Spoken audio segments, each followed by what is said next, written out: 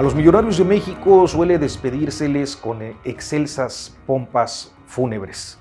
Se hacen recuentos sobre sus altruismos, abundan los pésames de celebridades y se destinan miles de palabras a exaltar el ejemplo, casi siempre acompañado de una historia batalladora y sufrida, para luego decir que llegaron al sitial del poder con mucho esfuerzo, ese sitial con el que se les pretende recordar. Como se dice coloquialmente, no hay muerto malo. Y eso pasó con el fallecimiento de Alberto Balleres, quien terminó su vida convertido en el cuarto hombre, casi siempre estaba entre el segundo, tercero, cuarto de los más ricos de México. Lo escribí cuando estaba vivo y lo recuerdo hoy, antes de que empiecen a construirle calles o monumentos en su honor.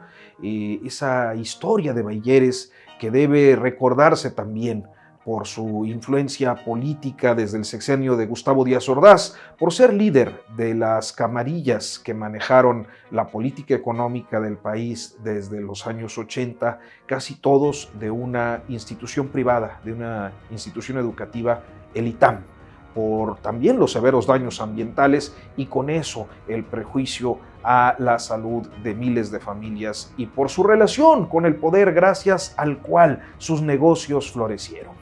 Esta es la historia que no vas a ver en otros lugares.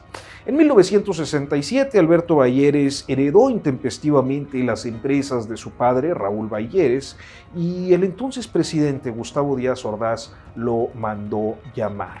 Su padre, miembro de una familia de hacendados allá de Silao, Guanajuato, había creado un corporativo empresarial diverso, pues a las empresas mineras sumaba la banca Cremi y la cervecería Moctezuma, entre otras. Alberto Balleres, cuyo capital heredado era ya de tanta importancia como para despertar el interés de Díaz Ordaz, le informó ahí al presidente que pensaba mantenerse al frente de los negocios. El mandatario le deseó éxito y esa cercanía con los presidentes de México se mantuvo desde entonces. A principios de los años 70 fue un activo promotor del boicot publicitario al Excelsior de Julio Scherer, encargado por el presidente Luis Echeverría al ideólogo empresarial de aquel tiempo, líder del Consejo Mexicano de Negocios, Juan Sánchez Navarro.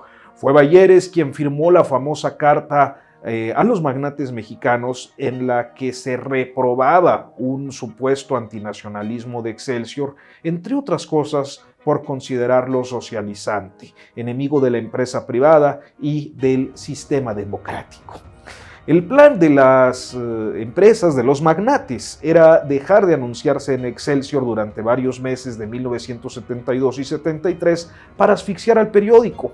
En su libro Los Presidentes, Julio Scherer reproduce un diálogo posterior con Sánchez Navarro, quien cuenta que fue Balleres y Max Zuberville, el dueño de Liverpool, quienes tenían dudas sobre ese boicot y le pidieron desistir. Finalmente lo hicieron al descubrir que había una maniobra echeverrista. Pero ese tipo de intrigas fraguadas en el ámbito presidencial son notables en la trayectoria de Balleres. Por ejemplo, en diciembre de 2008 fue detenido Carlos Pavón, entonces secretario de Asuntos Políticos del sindicato minero que dirige desde en aquel tiempo el extranjero Napoleón Gómez Urrutia. En medio de la crisis del gremio minero debido a una serie de embestidas judiciales contra ese dirigente sindical que a final de cuentas se fueron desvaneciendo, Pavón hablaba por Gómez Urrutia, era crítico al gobierno de Felipe Calderón y encabezaba diferentes acciones en las secciones sindicales para frenar las divisiones, las escisiones que se fraguaban desde la Secretaría del Trabajo que dirigía Javier Lozano Alarcón. La detención de Carlos Pavón y su estancia durante varios meses en prisión le cambiaron la postura. Al salir, fue él quien creó su propio sindicato, al que le puso por nombre Napoleón Gómez Ada, una afrenta por ser el padre del dirigente autoexiliado.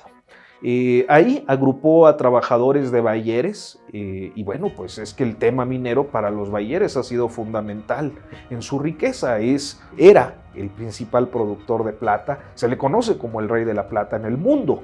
Su producción refinada se concentra principalmente en el complejo Menmex Peñoles, en Torreón, Coahuila, aunque se supo que desde los años 60 había contaminación. Fue hasta el 99 cuando ese complejo quedó expuesto. Habían contaminado tanto a través de un siglo y lo seguían haciendo, que para ese momento más de 11,000 niños, poco más de 1,000 mujeres embarazadas y pues bueno, muchos ancianos tenían plomo, cadmio y arsénico en la sangre. Con impunidad, la empresa de Bayeres pactó una atención a la salud que, bueno, pues otorgó y dedicó varios millones. Ese tipo de contaminación afecta al sistema endocrino, cardiovascular, respiratorio, inmunológico, neurológico y gastrointestinal, además de pues, la piel, los riñones. En casos extremos causa convulsiones, colapsos e inclusive la muerte. Hasta aquí pues llevamos el papel de Bayeres en cuanto a libertad de expresión, en cuanto a su política antisindical, en cuanto a los daños al medio ambiente y la salud, como factores importantes de su riqueza. Pero ¿cómo es que llegó a ser tan influyente en el futuro como para haberse convertido en un manejador del agua de varias ciudades del país e incursionar durante el peñanietismo en los negocios petroleros que se abrieron con la reforma energética? Pues bien, en los albores del llamado milagro mexicano, los magnates de los principales polos económicos, Ciudad de México, Monterrey, crearon sus propias instituciones educativas copiando los programas de las universidades estadounidenses, sobre todo del Tecnológico de Massachusetts, es decir, del MIT. En 1948, la familia Garzazada creó el Instituto Tecnológico y de Estudios Superiores de Monterrey y en 1946 Raúl Bayeres fundó el Instituto Tecnológico Autónomo de México, el ITAM. Al paso del tiempo, ambos institutos se convirtieron en los semilleros de las élites neoliberales del país. Las dos familias mantuvieron el control de sus universidades, de estos tecnológicos, proyectadas como instituciones sin fines de lucro. En el ITAM la carrera puntero ha sido economía, de ahí pues egresó el propio Bayeres, que terminaría graduando a grupos que pues incursionaron en la política y definieron la política económica desde el sexenio de Carlos Salinas, empezando por el secretario de Hacienda Pedro Aspe, que es consuegro de Bayeres además, y luego pues en el sexenio de Miguel de la Madrid los secretarios de Hacienda fueron egresados del ITAM. Las excepciones quizás fueron con Ernesto Zedillo, el efímero Jaime Serra Puche, Guillermo Ortiz y José Ángel Gurría. Con Peña Nieto destacaron los itamitas, Luis Videgaray con sus subsecretarios, el secretario Mil Usos, José Antonio Mid, con Calderón y con Peña, el titular de la Función Pública con Peña, Virgilio Andrade, los directores de Pemex, sobre todo los del peñismo, Emilio Lozoya, y de la Comisión Federal de Electricidad, Enrique Ochoa, y todos los directores de la banca de desarrollo, mientras la política monetaria pues recaía sobre otro itamita, Agustín Carstens. Al amparo y al servicio de los presidentes del PRI y del PAN, la fortuna de Bayeres creció hasta convertirse en el segundo, tercero o cuarto hombre más rico de México y en el número 121 del mundo ya para 2015. Un año antes era el número 90, según la revista Forbes, y bueno, pues en las 3 décadas de dominio itamita de la política económica y del sector hacendario, la fortuna de Alberto Bayeres creció de manera exponencial. De 1.800 millones de dólares que tenía en 1995, su fortuna se estimaba para el momento de su muerte en 8.480 millones de dólares, el cuarto más rico de México. Ese despegue coincide con el inicio de los gobiernos surgidos del PAN, en especial del gobierno de Felipe Calderón. En 2007, la fortuna de Alberto Bayeres se calculó en 5,000 millones de dólares y para 2012 eran 16,500 millones. Ese crecimiento de su fortuna es simétrico con la adquisición de concesiones mineras durante la docena panista y una revisión de su récord histórico de concesiones para Industrias Peñoles, de concesiones mineras, permite observar esa evolución.